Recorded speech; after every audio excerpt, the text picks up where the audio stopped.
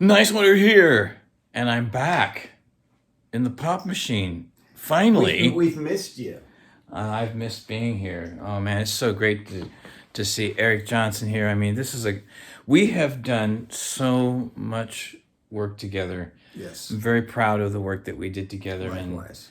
and thank you. I really appreciate that. And Eric here has done so much great stuff in this studio with people that you might know, like John Wade and Supergrass and Smithereens and Tiffany, for all you That's a long time ago. teeny bopper people. Who's been here in more recent times? I'm doing a record with Mark and I are doing a record with Amelia Ray. She's a Disney artist, and she's on the show Sydney to the Max. We're doing her record. And that's on the Disney Channel, or was Yeah, Sydney. Yeah, it's a and we're doing her debut solo album. We just did the new Sublime record in March. Oh wow! It's Sublime with Rome. With Rome, yeah. Rome Ramirez. Yeah. And so that's interesting. So a couple things about that.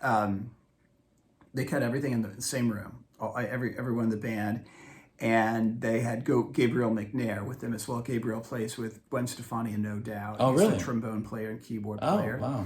And so he's their regular keyboard guy? Yeah. On the road and everything in the studio? Yeah, and in the studio, yeah. And he lives in Norway. Norway, wow. Yeah. And so he's not an Orange County guy at all. No, I mean, like the guy. It's so funny. The band that's known for Long Beach, right, doesn't live really in Long Beach. Like Eric lives in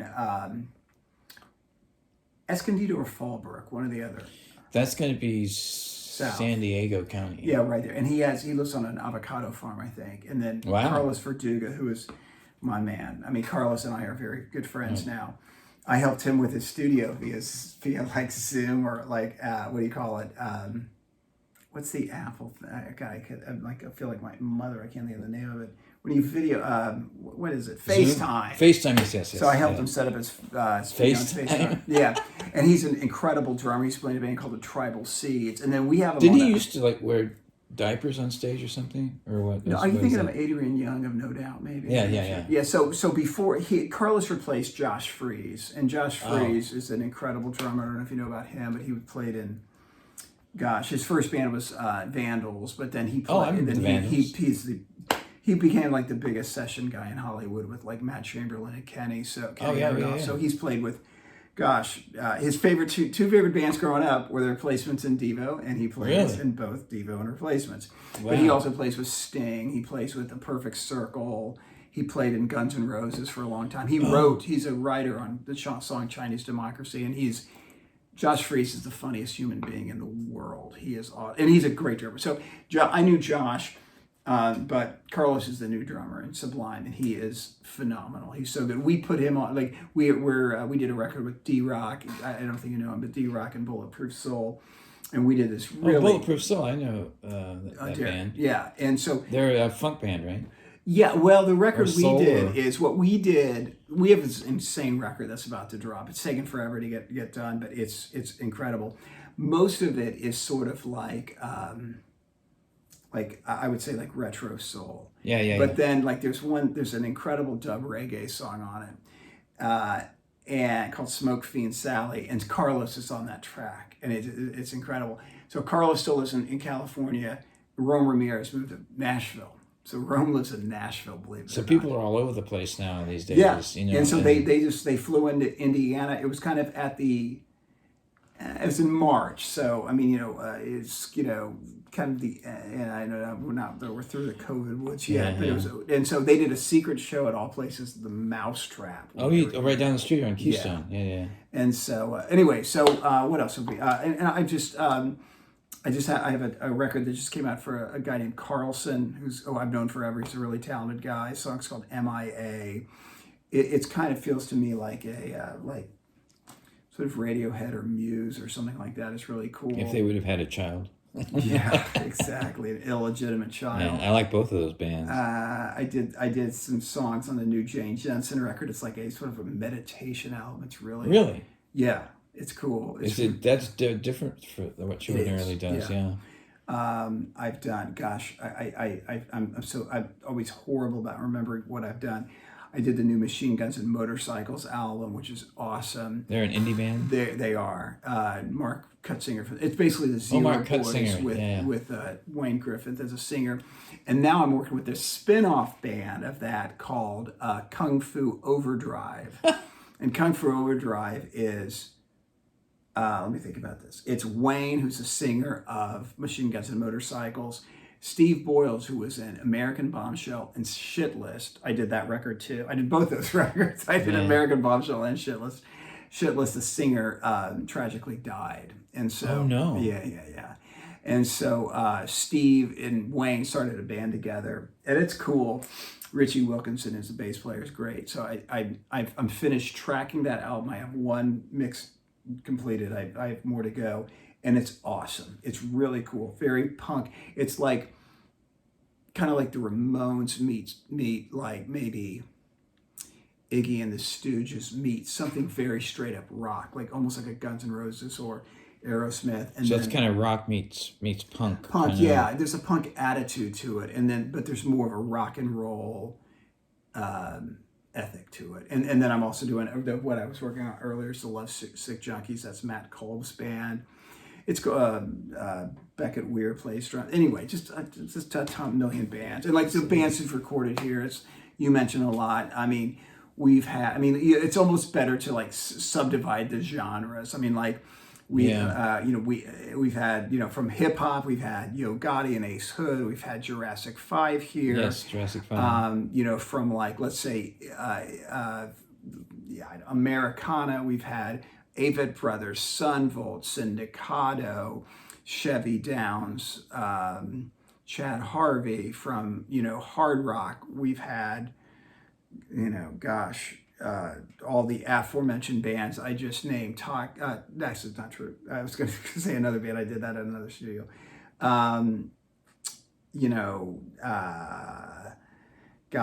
Kenny Aronoff's done such. Kenny's done a lot of stuff here. Kenny, for those of you who may not know, Kenny Aronoff is the original drummer of the John Mellencamp band. All those big hits in the '80s, Small Town and Rock in the USA and all of that, and Jack and Diane.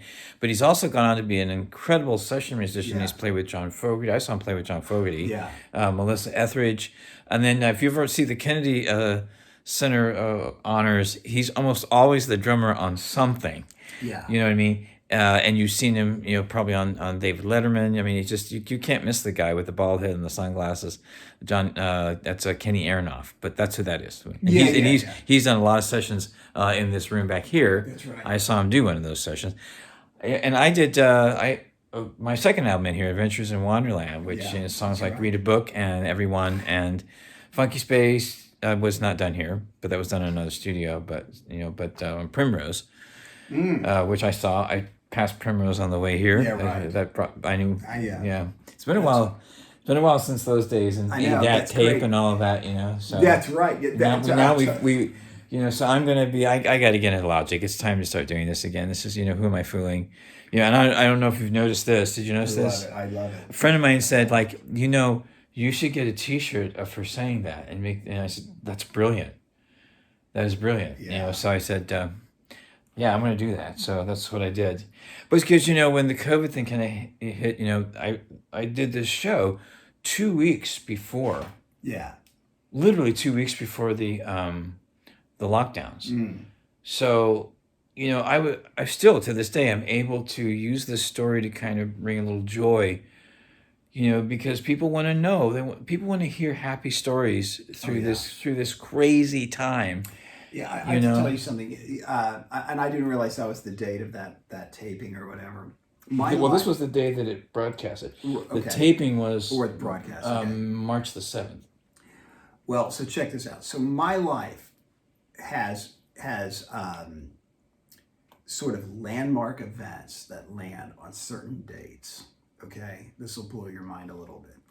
So May 26th is Alex, my better half's birthday. It's the date of my dad's death, and it's the date you appeared on national television with America's Got Talent. Yeah. So it's just fitting. Because my life. I could tell you other things about it, but my life.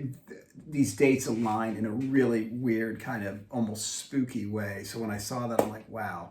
Yeah, that was it was I saw very it. surreal. You did watch it? Did you see I it? taped it, man. I sent it to everybody. Yeah, I loved it. Yeah, and I've got some stills. People sent me stills and all kind of stuff, from it. But yeah, I mean, and what you see on TV is about this much of what actually happened there. I bet. So I think I can talk about this now in a public forum. They'll let me know, I guess, if I can. It's been over a year, so what the heck. I'm sure it's okay now. It's past. But I was the last sound check for the whole day. Mm. And I know when they do 2 shows a day in the Civic Auditorium there, which is, where they still are doing them for that audition part of it. And so they had me, I was treating me totally like a total pro. Yeah. I was back in the room that doesn't get broadcast on TV at all, and where they have food, and yeah. At the time we had Dunkin' Donut holes, and they were all gone by the end of the day. I ate my share of them, but so they said they took me out for sound check, right, and then they changed their mind. So I got to watch a couple of bands do their sound check, including one of the finalists. Mm. Well, not he wasn't a band, but it was a guy that Elton John wanted to sing with. Oh wow! Yeah, because he did "Don't Let the Sun Shine on Me." Don't let the sun go down on me, right? So then they pulled me out. They said, "We changed our minds. We're gonna put you on sound check later." So they had me out there, in an empty room, and they took me out, and they took me back to the holding area. Finally came and got me. And said, "So sorry, but we're ready for sound check right now." I went to the stage. I was the last sound check of the day. Mm. So I got to sing for 2 audiences that day. Oh, wow. Including the full house of the afternoon show right before the judges came out. Because the judges came out after I finished my sound check. Sweet. So I got 2 audiences, loved Funky Space. Simon let me do the whole thing, including my last minute decision, which brought out the director of what I always do with that song. I left the stage. I went up on the platform with the alien mask on, went up to Simon, tilted my head right in front of him, and then went back on the stage to finish. So he let me do it. Yeah. And he is the final decision. So, and he also decides what goes to TV. Right. And he loved you. So, well, he definitely understood what I was doing. And I think, and it's, take 2.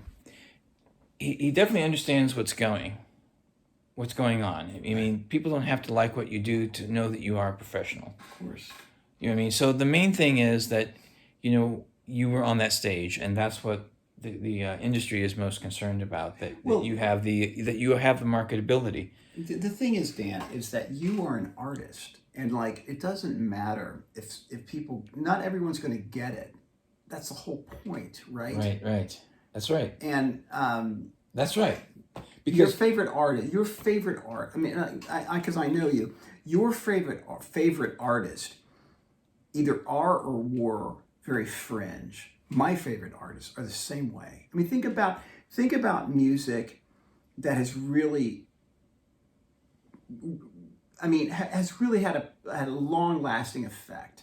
I mean, you cannot get through an interview with any artist, punk, rock, pop, where punk rock's not mentioned.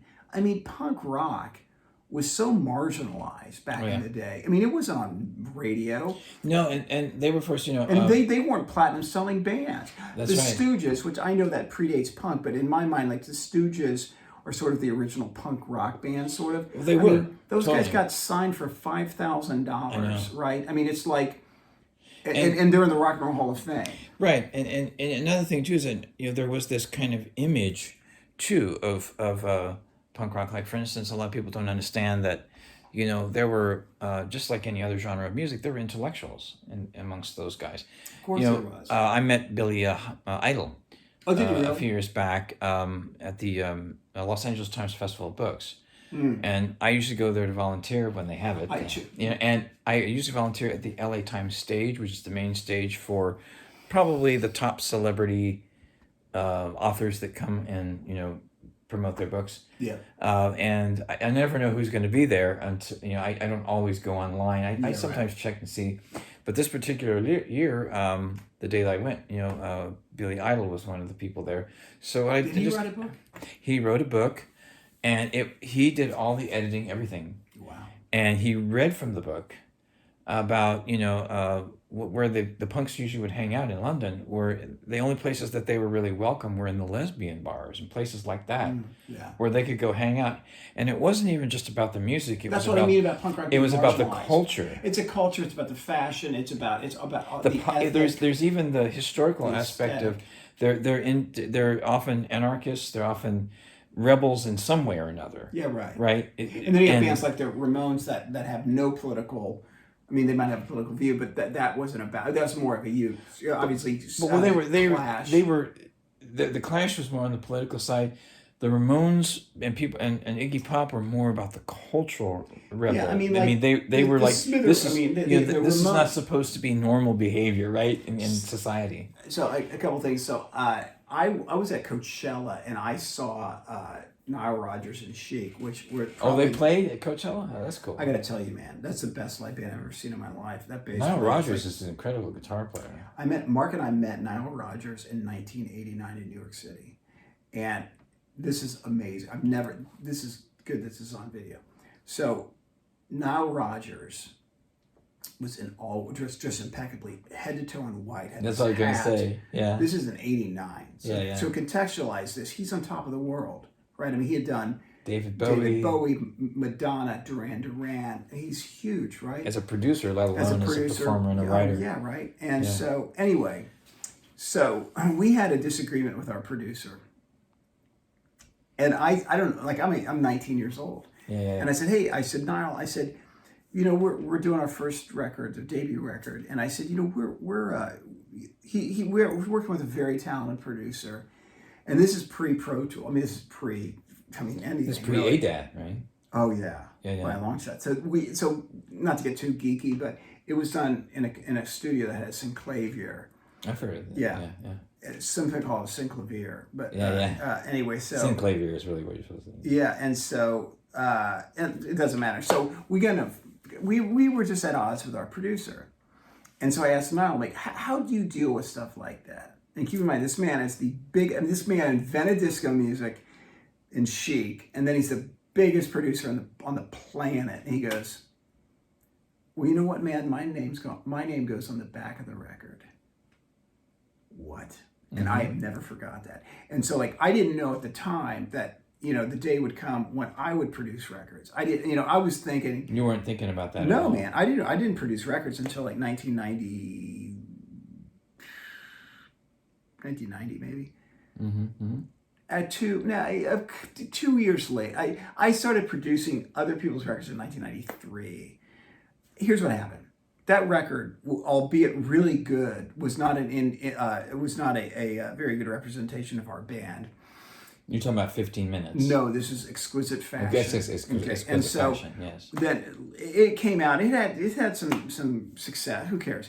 And so Mark and I were home on a Sunday night, and we watched a video about this Russian guy named Boris Grebenshchikov, who was produced by Dave Stewart of the Eurythmics. Yes, yeah. And seeing how Dave Stewart worked blew our minds in the best possible way. And we said, wow, this is a guy who has all of the technical chops as our producer. Yeah. But he has an artistic sensibility. So important. And so we're like, that's what we want to be. We want to be like Dave Stewart. We want to take all of the creative energy, artistic integrity, and marry it with the technology. Marry it with that's not technology, but the technological or technical way of record making. Because there is it is left brain, right brain. You've made records. There has to be a certain. It is technical to a certain point. Yeah. And then you have to just kind of go with the flow or live in the moment. And let the creativity flow, because if it doesn't, people listen to music very intensely, even if they're not musicians. Of course, people know the distinctions when they really, unless all they do is listen to. And there are I have people I know out there in my world, at least in the past, that only would listen to a handful of bands, or that's it. Yeah. But when people really delve into music on a deeper level, they expect more. Of course, from the artist. The thing is, and from the producer. all a producer, in my mind, the role of a producer is to have perspective on a song or on an artistic vision, where like if you go to an art gallery, you don't look at a painting from here, you look at a painting from here, or further back, or whatever. I mean, we know what I'm saying. That's the producer's job, and it is also to capture and enhance the artistic vision of the artist. In my mind, that's the core. And so what I try to do, I mean, I'm a geek, so I'm into all this technology and stuff like this. But in my mind, when you really get producing right, the technology becomes transparent. You don't even notice it's there. You're not asking, hey, what kind of mic are we using? Or are we in digital or analog? Or what happened? Like I'm not joking. I sent a mix to a band today, and the drummer asked like, hey, how much editing's on this? And like, I think he wanted me to say like, oh, it's awful, and I edited the daylights out of it. And I go, no more than normal. Because the thing is, it's like, it doesn't matter how much. I mean, like, if a performance is perfect and we're on analog tape over there, and it's great, awesome. But if something needed to be moved or tuned or timed, I'm not precious about it. Because to your point, the average listener wants to be emotionally moved by the music. Yes, they want to feel it. They want to feel the vibe right away, totally. Immediately. And so in my mind, the record producer has to be the arbiter of this. I don't want this to sound arrogant, but a producer's got to be at some point sort of a taste maker. He or she has to say, that's good, that's jive. But knowing that the artist is always the one who's right, because you're making the artist record. So if you're saying, you know what, and I try to have the diplomacy of a world leader. Like when I'm in a studio, rather than say, that's really out of tune or whatever, I will say, let's try that again with more conviction. Right. And there are these weird techniques, like if you say to someone, hey, sing that more articulately, or sing that with, I'm really losing the lyric. And that lyric is so good, I think the listener needs to hear that. 9 times out of 10, when they step up to the mic saying, okay, I need to articulate that line more than what I'm doing now, they sing it with more conviction. And it's more in time and in tune. It's this weird psychological thing. And like, if you've never made a record before, you wouldn't even know that's the case. And like a lot of times, like people will go in the studio going, I had to sing this hard. I want this to be really edgy and intense. And the thing is, it's like when Howard Hughes made films, he had these in big planes, but no one knew they were big planes until someone put a building in the background, or a cloud in the background. And then you could say, ooh, that's a big plane. Or unless you've been to Long Beach. Right. But you know what I mean? Yeah. It's like, similarly, in a studio, it's like, the reason why Smells Like Teen Spirit works so well is because it's so dynamic. The verse is here and the chorus is here. And so a lot of times, like when I'm working with an artist, I'll say, hey, let's make this part more intimate. Maybe even in a lower register, maybe in a quiet register. Have an intimate experience with the listener. And then when we get to the chorus, explode into something bigger. It could be a scream, it just could be a louder thing. It could be adding a guitar. None of that studio trickery. I mean, like I'm a firm believer, and let's get the performance right on the studio floor. Because I mean, I can tune vocals and edit drums with the best of them. That's not what this is about. Well, that's production.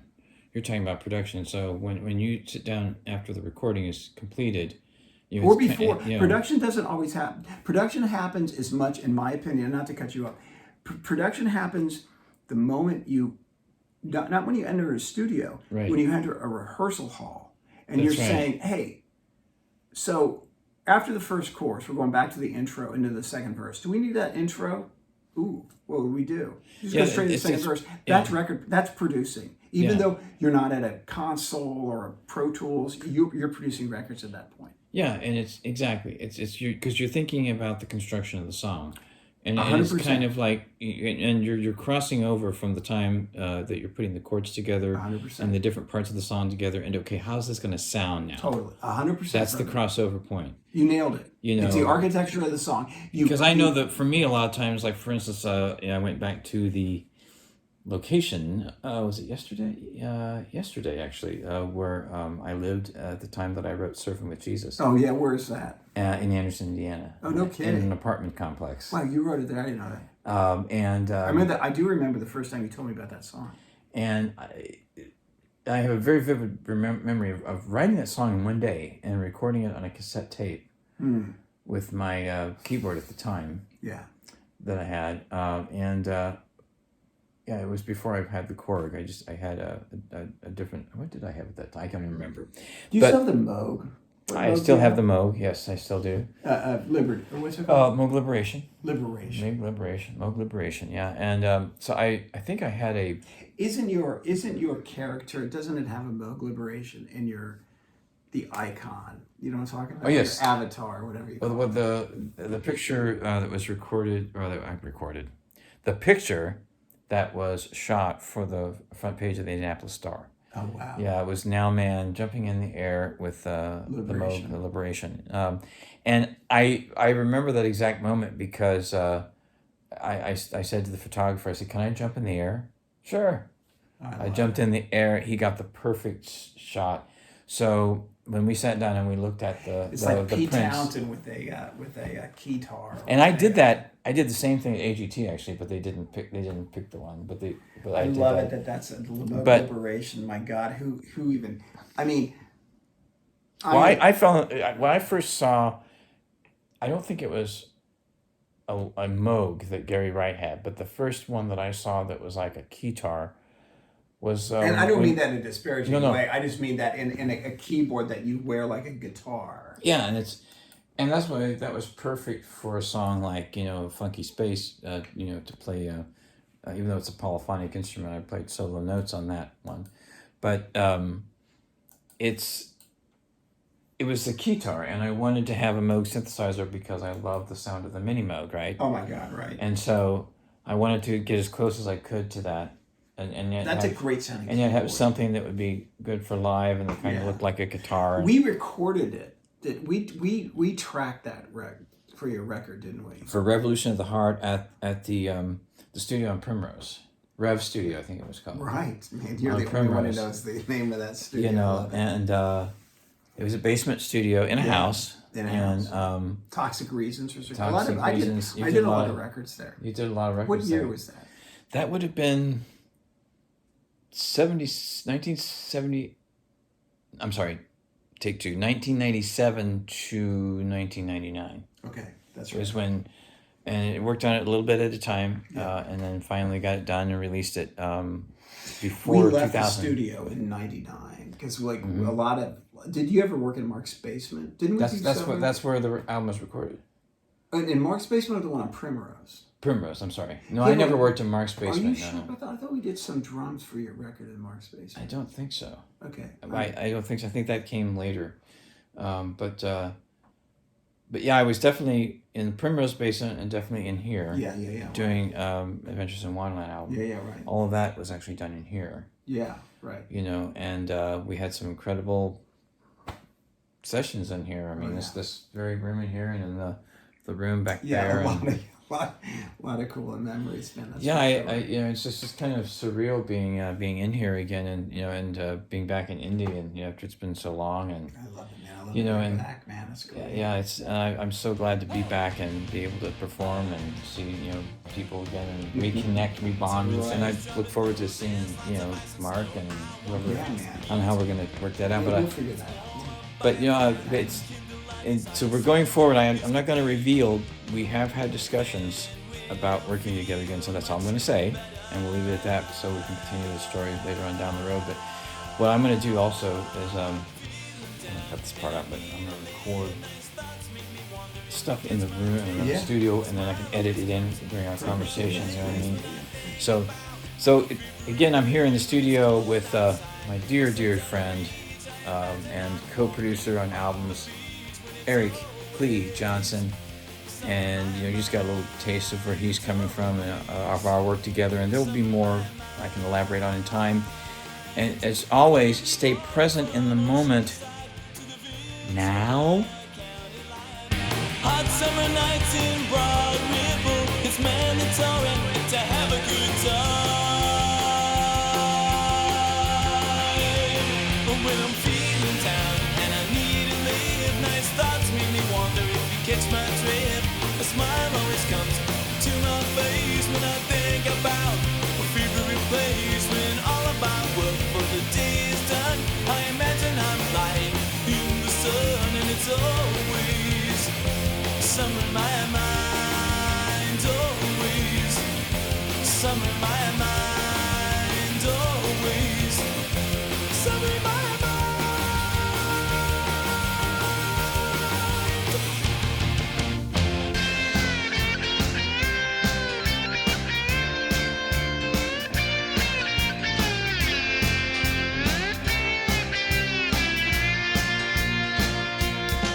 When you're up or when you're down, here right now or out of town, I've got to love you this way.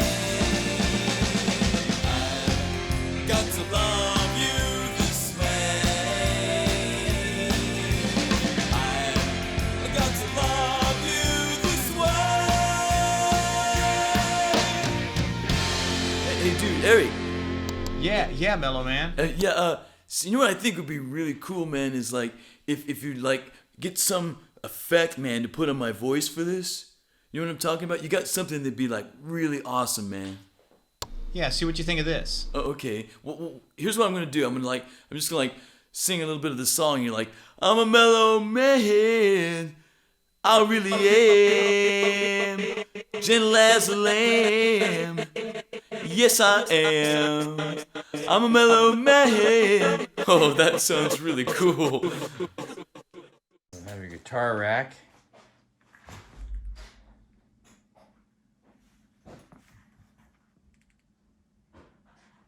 I can give an overview of any of the stuff if you want. Sure, if you want. This is a Steinberger bass I played in the 1980s, but that's Eric Wilson's autograph of Sublime. Oh, wow, yeah. The reason being, I saw Stein- Sting play a bass like that. yeah, Geddy Lee, Sting, they all played him back in the day. This is because this is for whatever reason became a very popular bass with reggae bands. Oh, really? Yeah.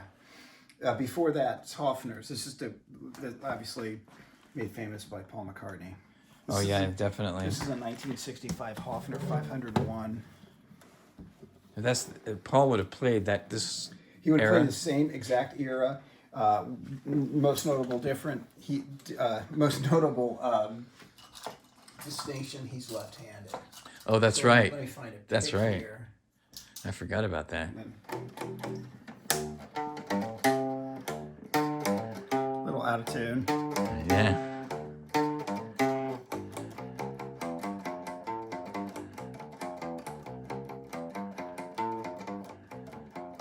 Baby, that great? shake it up, baby. Yeah, I mean, so you get it. I mean, it is the said. This is great. Yeah, I love that. And it's still his favorite bass to play. Yeah, To this you know, day. for years, the set list from Candlestick Park, or I don't know if it's Candlestick Park or the Rooftop concert, was right here. Oh, it was really? Oh, wow. Paul McCartney's bass, yeah. I'm sure that's been long retired. Yeah, right. You know who got him playing it again? I think it was Elvis Costello. Oh, really? I think, yeah. And so anyway, this is 72p bass. This is in my mind, this is it's the greatest. It's James Jamerson. It's the Clash. It's everything in between. This is actually not a vintage bass. It's a 62 reissue. We do a lot of indie rock, and gotta have the flat wounds with the short scale. So it's a 1976 Mustang. This is really the holy grail of Gibson basses. This is the Les Paul signature. Most people will know. Ah, yes, I recognize the style. They only made them for 3 years, 74, 75, and 76. This is what the Jack Cassidy Epiphone is based on. So anytime... So Jack Cassidy as in Jefferson Airplane? Yeah, which ironically he never played it back in the day. He played a Guild Starfire. But this is... I played this bass for years and years. And if you notice, like on a gold top, see it turns green at patinas. Oh, why is that? It's just what it does. And see the checking? And look, that's from years of playing with a pick. Wow. When did you use this guitar? Or? I used this from 93 all the way through. This was my main bass in 15 minutes. It was my main bass in Wonder Drag. Oh, was it It's really? in the video for Salvation by Wonder Drag. Oh, wow. This is an EB2.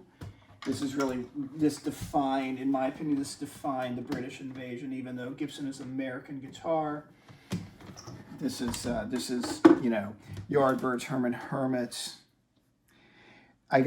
This bass records so well. When we worked with Pat Denizio, the Smithereens, he goes, "I want you to play the bass that the guy in Jethro Tull played." Oh, really? Is that what he wanted? I didn't know what it was. I looked at it, it's an EB2, and so it's magic. So what album did you look Aqualung? Is that what you went for or Minstrel in the Gallery, or what was the album? It was just God. I can't remember his name right now. I'm just embarrassed to say he's a phenomenal bass player. It's the bass that he played back in the day. This is a Thunderbird. They're playing some shows this year, from what I understand. Tull? Jethro Tull. Wow. Yeah. They're a great band. Oh, they're insane. Have you ever seen them play? Yeah, they were my Island very White? first concert. God, that's a good. So this is a cool story. This is a Gibson Thunderbird.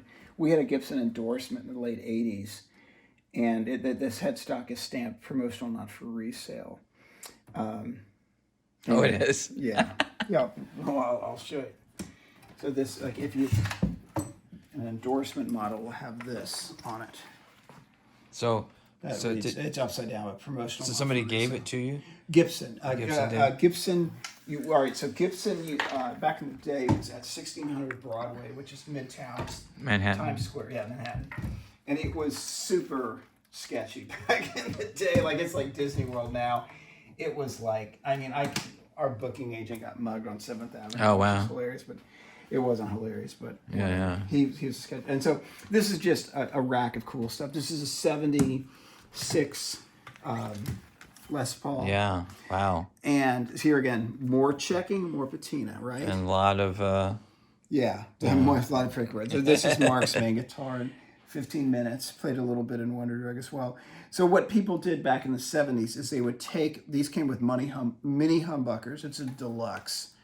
So if you see Les Paul Deluxe, they take the humbuckers out and put soap bars in. These are P90s. And the reason being, that's what Neil Young did, and everyone followed suit. And it's magic. This is another endorsement piece. This is a 1989 Les Paul signature, not Les Paul standard rather. This is a Gretsch Silverjet. This is a SG. So if you want to get your AC/DC on, one guitar player plays this, one guitar player plays this. So you're looking for a basic sound. 100%. Essentially, and that's what makes it difficult sometimes you have to kind of think of this record or think of this artist sometimes, because otherwise, how are you going to describe a sound? Totally. But then you don't want the sound to be really sounding like that artist. You want to capture the vibe, or when I wrote a song called I Got to Love You This Way, and I wanted Marc to think in terms, it didn't have to sound like George Harrison, but think in terms of George Harrison. The spirit of it. And then just go with the flow. Yeah, right. So I'm kind of, and I realized when I talked with Mike Garson that I'm a lot like Bowie in that way. Like, I'm sure. I had this idea in my head of what I wanted. Right. And then I said, but at the end of the day, it's like, what is the artist feeling? Right. And then when I hear it, like, yeah, that may not be exactly what I was thinking, but that's okay, because that's what the collaboration is, and and also getting the gist of what I'm saying, because sometimes it's gonna be totally resonate, and other times it's like it's resonating. Right. That's all that matters. 100%. You know what I mean? So and even John Lennon, would say, like, if I was recording Strawberry Fields Forever now, I'd be doing it differently, but it's already done and it's great, so there's no reason to do another version of it. You know what I mean? So it's that kind of Moment in thing. time. You're capturing a moment in time, literally. That's right. So, unless you have a different And the arrangement thing or, is I'm never a fan when people start to Monday morning quarterback or be a history revisionist of their own career. I mean, without mentioning names, we work with artists who have gone back and have re-recorded their life's work. And sometimes it's for publishing so they can take advantage of the economics in a more favorable way. But it's like no one wants to hear a re-recording of Stairway to Heaven. right, You know what I exactly, mean? I mean, it's exactly. like, you achieve perfection, let it go. And even if you haven't achieved, I mean, like, let's say like some of the early Stooges records they sound crazy, but they're perfect. For what they are. They're beautiful. That's what they're It's like, supposed to be. Yeah, what are you gonna like bring in, I don't know, Bob Rock and have him sample a bunch of drums? I mean, it's like, no. This is what it is. So anyway, long story short, this, like when I said to get your AC/DC on, I just meant like Malcolm played the Gretsch, Right. Angus played the SG. And here's some inside dope on the Gretsch. See the silver sparkle? Yeah, why it's is the that? same silver sparkle as on a Gretsch drum set. Oh, that's right. That's They use right. the same That's same right. wrap. And then People forget that some companies make more than one type of instrument. Yeah, and most people don't know. It's like we had a Vox drum set for a while. So people think about Vox Vox made guitar bass amps and bass, yeah, amps. and like and like AC30s was the Beatles. Yeah, but bass and they made all the amps for the Beatles back in the day. This is a '96 Telly, which you're like, oh, who cares? This is a very special year. Rosewood neck, great guitar, and then this is an Eric Johnson, not me. Stratocaster. He's I've seen him. He's great. Yeah, and what's kind of cool about this is I went to see the. It's a very clean sound. Oh yeah, he's amazing. And if you notice, this is an Eric Johnson. This is his world tour he did in 2008, Avia Musicon. So it's actually an Eric Johnson. See, there it is. Neck. I'm not neck. Strap. Shoulder strap. yeah. And an Eric Johnson Strat. This is a very cool Strat. It has a baseball bat neck. So it's not like a really flimsy Stratty neck. And this is a 12-string Stratocaster. And this just scratches the surface. I mean, we have way more where this came from. And then so rack. And this is turned off, unfortunately. But this is the outboard. And this is like preamp racks. A lot of Neve. This is all Neve preamps. That's a cow rack. These are all commissioned by BBC. Focusrite. This is where Rupert Neve went after Neve, and you can kind of see. Look at the similarities between a 1081 and a 110 Focusrite. I mean, they look a lot alike. And obviously, you were using Neve on my record. 100%. Yeah. Both of them, right? Yes. These 1066s have been with us forever. These are from the 1970s. And obviously we love Tube Tech, we love the Uri stuff. This is I would say this is Europe. This is UK, and then Denmark. This is all Southern California. Oh wow! Right. I mean, it's just funny how it's set up that way. It's an international sound studio. Indeed, it is. Yeah. So here, this is kind of a cool. These are two. These just got installed in the rack. We've had these forever.Ose are Spectrasonic 610s. Those look like they're from the 60s or 70s? Yeah, that's right. Yeah. Those came out of National Geographic in Washington, D.C. These are like their studios? Yeah. Oh, really? Huh. These are the sound. This is the sound of the New York record plant. Wow. This is Alice Cooper. This is Aerosmith. This is that sound. Yeah. And so they had a Spectrasonics. I think they had a Spectrasonics board, and Jack Douglas and Jay Messina and Eddie Leonetti would mix through these. And they're super fast compressors. And they're very rare. We learned about them through a guy named Mike Clark's our mentor. He's a guy he owns Southern Tracks in Atlanta. In the 90s, everyone talks about Seattle. What people don't talk about is how many of those records were made in Atlanta. Brendan O'Brien worked down in Atlanta, so you talk about Pearl Jam, Stone Temple Pilots, Rage Against the Machine, Matthew Sweet, the list goes on, all made in Atlanta. And so the records were not.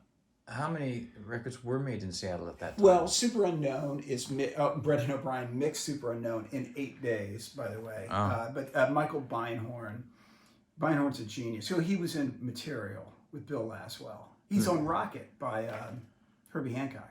Oh, he is. Michael Beinhorn. What did he do? He produced Super Unknown. Yeah. He produced Super Unknown. He produced Grave Dancers Which Union. is super unknown, of course, for the people who don't know is Soundgarden. Soundgarden, yes. Yeah, it's really like Black Hole Sun and My Wave and Spoon Man. Spoon Man. Fell on Black Days. It was a landmark record. Yeah. Beinhorn made a lot of landmark. He did Celebrity Skin by Hole. He did Mechanical Animals by Marilyn Manson. He did White Light, White Heat, White Noise by Social Distortion. Actually, John Maurer, Social Distortion's been here before. Yeah. He did, what else? Michael Beinhorn is an incredible producer. He really is good. And those records, even though some of these people are from Seattle, Back to Seattle. So he did that record, and then Brendan mixed it in Seattle at Bad Animals. I see. Bad Animals. Terry, before we built this place, went to Bad Animals, and REM was cutting, I think, Out of Time there when he was up there. But anyway, a lot of those records weren't made in Seattle. I mean, it doesn't matter. That's where the scene was, where they started. Yeah. And I'm not saying that great stuff didn't happen there. Right. Saying it did happen there. It also happened in Atlanta, and you never hear about Atlanta. That's true. I mean, of course, records are being made constantly. At that time, New York still had a studio scene, which is, I mean, there's still some studio scene. But there's obviously, LA obviously there's activity going on down there, because I know that that was one of the reasons why Elton John owns property there. So because he knows, and I talked to hip hop lives and breathes. Hip hop does, and also the bass player in the Mellencamp band. Toby Myers. John Daniel. John G. Yeah. John G. told me that, when he was not working with Mellencamp, he had artists that he worked with in Atlanta. Oh yeah. So it's always been a scene, but it's never been on the map. Yeah, and a lot of big producers. I mean, like probably the biggest producer in country music right now is Dave Cobb. Like he does Chris Stapleton. He did the new Barry Gibb. Oh, that's right. There is a new Barry Gibb. Walker, if you know him from Marvelous 3. He was. I mean, like my band opened for him when he was in a metal band called South Gang. We opened for him in Montgomery, Alabama, for real. He was 15 minutes. Yeah. Because Exquisite Fashion wouldn't have opened for a metal band, would they? Well, we got into all kinds of crazy stuff back then. I don't remember which band it was. I don't remember. I think that may have been 15 minutes. No. Mm-hmm. Yeah, it may have been 15 minutes. No, it wasn't. It was 1990. It was Exquisite Fashion. It was Exquisite Fashion. Yeah, whatever. And so he was a guitar player in South Again. So Butch Walker just did the new Green Day record. Oh, there's a new Green Day record coming out? New-ish. He just did the new Billy Idol. Oh, wow. He did the new Weezer. No, not the new Weezer. Who am I thinking of? He's got 3 really big records out right now. And he has an incredibly kick-ass solo album. And he's a big, talk about Kenny Aronoff. He did So Much for My Happy Ending. What is that? Avril Lavigne. He did that. Oh, Avril Lavigne, yeah. And, so he does. He just did a cool record. Why can't I think of this artist? Gosh, he just did an incredibly badass record. It wasn't Green. He did Green Day. He did Billy Idol. I don't think it was. He just did it. And he's great. He's from Atlanta, is what I'm getting at. He's from Atlanta. He had a studio called Ruby Reb. Now he's got a really cool place in LA that's really retro and awesome. Anyway, so these are amps. This is actually Mellencamp's Super Lead. This is in the video of Get a Leg Up. Oh, is it really? Yeah. This is the Eric Clapton, Jimmy Page. Yeah. Classic Super Lead 100. Jimi Hendrix? Hendrix played him as well. Yeah. This is a JCM 800. This is Slash, Billy Corgan. Mm-hmm. This is sound of the 90s. Mm-hmm. This is sounded more like the 70s. That's a JMP. This is a high watt Harry Joyce Custom 50. That's Pete Townsend, David Gilmour. Oh wow. That's that sound. And there's nothing in the world that sounds like a high watt. High watt sort of has a crunch of more of like a Marshall, and then a chiminess of like a Vox. This is a Silvertone, Sears Silvertone. Wow, that's 60s. Right? Yeah, and so this is sold at Sears department stores, and really an underrated amp. Has some similarities to the Basement. This was brought. This is sort of the hipster amp now. You have bands like Vampire Weekend Beck, Oh, yeah, Alabama Shakes, Jack White all plays these. Oh, really? Wow. And they're great. Like what I like to do is double guitar tracks with this, and like maybe do something with a Marshall or something like this, and then double that. This is a 1969 Drip Edge Bassman. That's an modern orange. Yes, Just modern orange. insane.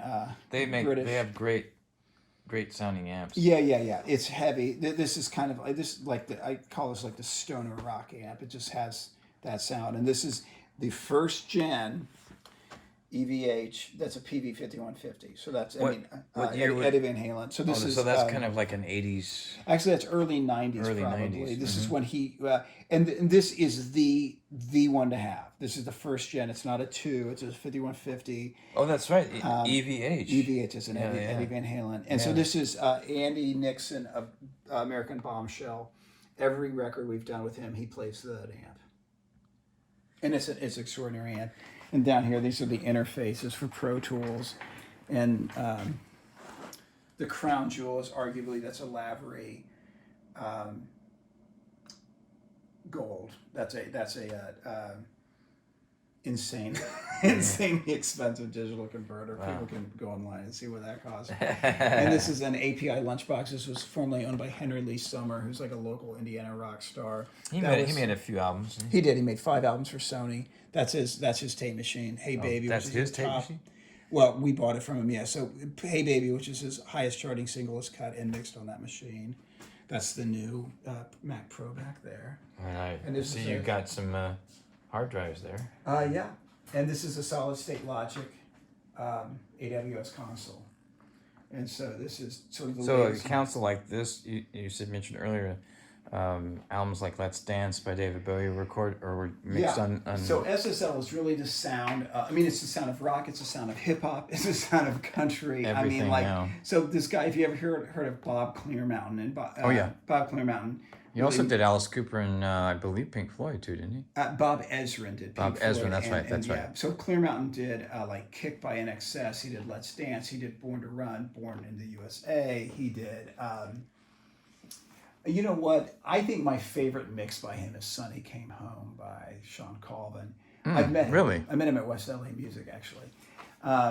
He's the original rock star mix engineer. He didn't produce. He does produce. Like he produced like a Charlie Sexton album back in the day, and produced stuff here and there. Then he became a huge mix engineer.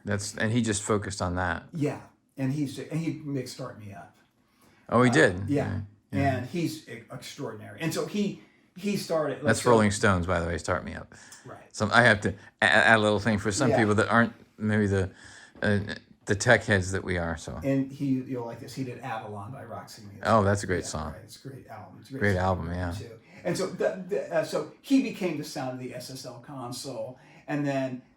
Chris and Tom Lord Alge, who adore Bob Clearmountain, they sort of picked Chris up. Lord Alge and Tom Lord Alge.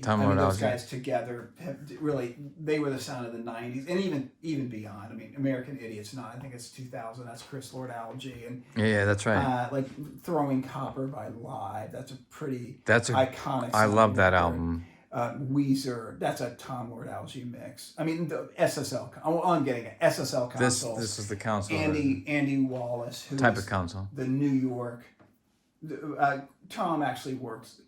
I've met Chris. My brothers met Tom in Miami, and Mark and I both went to Tom's studio. He used to have a studio at the Marlin Hotel. In where? In Miami Beach. In Miami Beach. Yeah, and so so. Andy Wallace, also an SSL guy. So Andy Wallace, Nevermind, and Andy Wallace did a lot to new metal. Nevermind was, of course, the Nirvana album. Nirvana, right, exactly. right. And so he just did everything. He did Grave Dancers Union by Soul Asylum. He would do singles, like bands who I think had the budget for like one single, like Materialist or Pete Yorn. He would do the single or whatever. But and then he eventually went on to work with like Disturbed and Linkin Park and a lot of bands like that.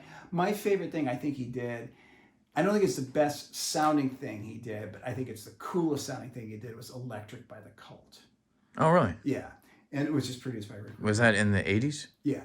Yeah. Like 87, 88. So- I saw the cold open for Billy Idol back in the day. So anyway, long story short, that's the sound of the SSL. This is the modern SSL console. Obviously very small footprint compared to the old SSLs. And there are 2 layers. We're not hooked up to a computer right now, but like this would control Pro Tools. And as I hit this button, then it's an analog board.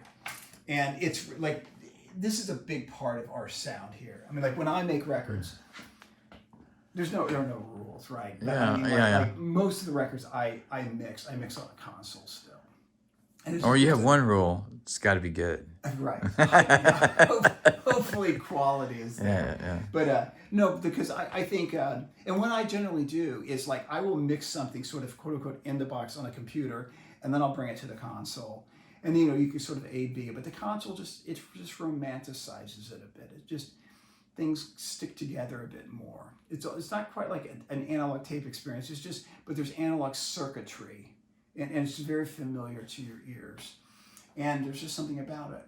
I love it. And there is something magical about it. And so anyway, this is amazing. Really. Yeah, it is fantastic. And I'll give you a quick tour of the live room if you'd like to see it. So through this room, this is kind of cool. So this is the Holy Grail of guitar amps. This is a 1955 Deluxe Tweed. So this is the amp from, this is the Daniel Lanois, Edge, Neil Young, Mike Campbell of Tom Petty and the Heartbreakers.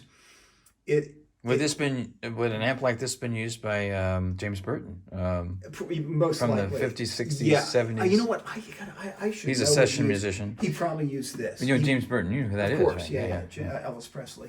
And John Denver, Jerry Lee Lewis. The list goes on, right? Yeah. So this is the live room, and so these are more amps. It's a Vox AC30, made famous by the Beatles. This is a Deluxe. I said we just did the entire Sublime record. With this amp? For all practical purposes, was done with this amp. Well, now that's all the guitars, though. All the guitars, yeah. Not the bass. Rome would also use the orange amp in there. Yeah. Because he wanted to emulate Bradley Knowles' sound a little bit.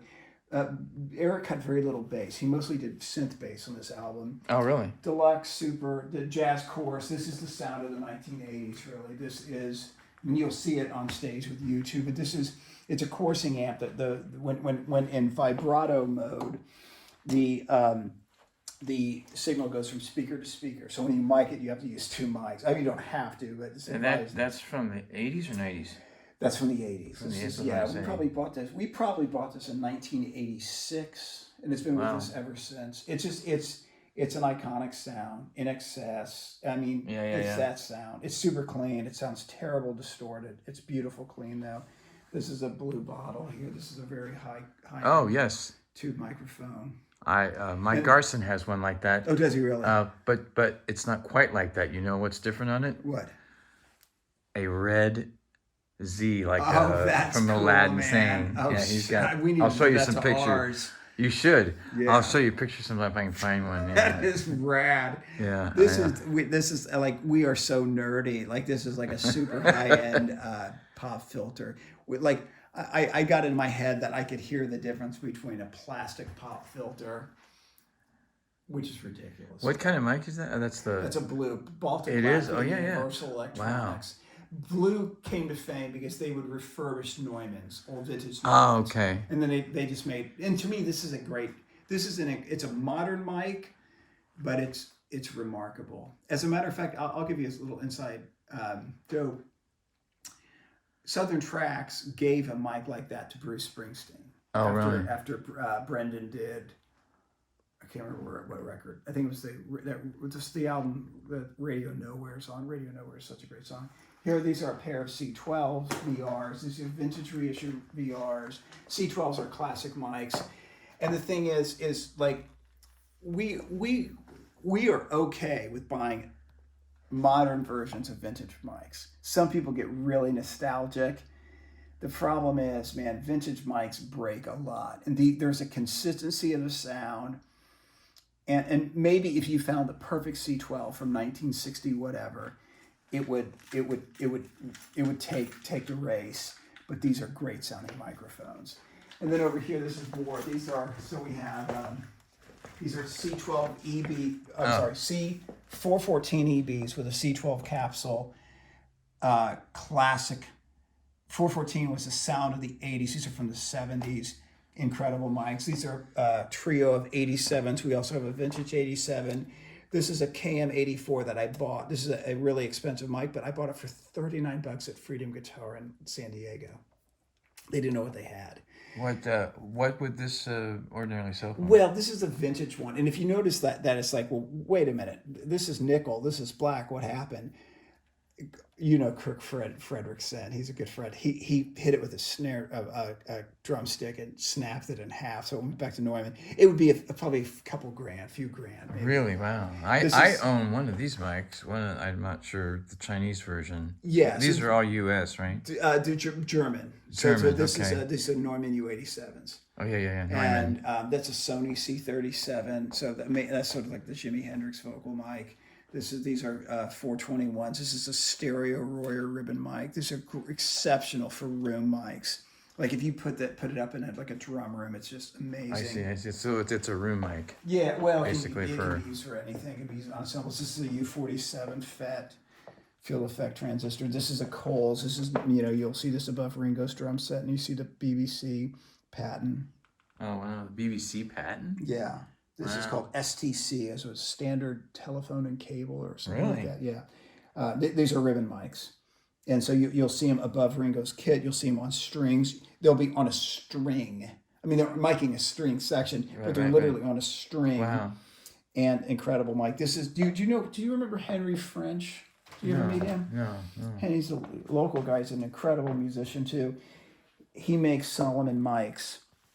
And if you notice, this is sort of our colors, like the jack is red, and this is called a low freak, as in low frequency, and he made this specifically for the studio, and he calls it the pop freak, and he made it for us or whatever. I said, hey, how did you come up with the name Solomon Mics? And he goes, the first time we put this mic on a bass drum, someone hit the bass drum, and he said, what do you think of the sound? And the guy goes, it's so low, man. Solomon. Isn't that funny? Solomon. So, and that's an NS10. So, yeah, that's just it. I mean, there's like an edit suite upstairs, but that's not super exciting. So, but there's a lot. And then up here, these are, I guess, some cool things to look at. Yeah, I think you did like a tour in here before. I got some of these on the. You still have that's Mark and I. So this is what's interesting. So that was in there. And this is they do an early version of the Indianapolis Star. So Mark was actually on the cover of the Star. That happened to me once. I know, it's amazing. And so that's Tom Knapp from the Fugglies in the photo. Oh yeah, Tom. Yeah. This is Mark and I. That's it's at the Wonder Drug. That's Wonder Drug. Yeah. And this is we had the cast from Mamma Mia here. Oh, you did? Yeah, they did a Christmas thing. Oh, that's cool. I don't know, song. And then you'll see some Grammy stuff here. We were nominated for. Oh, you were nominated for a Grammy? Yeah, this is Chrisette Michelle's Better was nominated for Best R&B Album. Oh, wow. And the song Visual Love was cut here. Oh, Visual Love. That's cool. Here it is. Here's the album. And then I always love the spiral staircase with the his creation. He's co-owner of the studio. Renaissance man. And these are still his. These are his guitars. It's a 67 Rickenbacker 12-string convertible. If you see the apparatus behind the neck pickup, that's like a Rube Goldberg situation where it's like it's intended to make a 12-string a 6-string by grabbing the strings. It never worked. This is a bit of a holy grail guitar to the right. That's a 1959 Gretsch 6120. I was going to say, it's huge. That's the Dwayne Eddy. Brian Setzer. Or what's his name? Summertime Blues. Eddie Cochran. Yeah, 100%. Yeah. That's rockabilly all the way. This is a 61 Melody Maker. A 40s era Gibson. I'm not really sure. That's a 60s Mustang. Kurt Cobain made him famous in the modern era, but big in the surf guitars. And, yes, because of the bar there. Yeah. They have a very specific tremolo arm. And that radio, of course, the classic radio. Gotta love classic radio. We used to have we had an Arvin. That's an Arvin there. We gave it to Kevin Silva because it was the radio his grandfather designed. Oh wow, his grandfather designed. Yeah, and so no wonder he's so talented. It's in his genes. It literally is. And these are just like this is original issue Uri 813 monitors, and the studio's been here 21 years. 21 years. Yeah. So that's 2000. Yeah, Wow, I remember. that's right. And So the studio's old enough to drink now. it is. 21 years old. It's legal. A lot of sessions. And a lot of memories here. I know Yeah. I had some great memories here.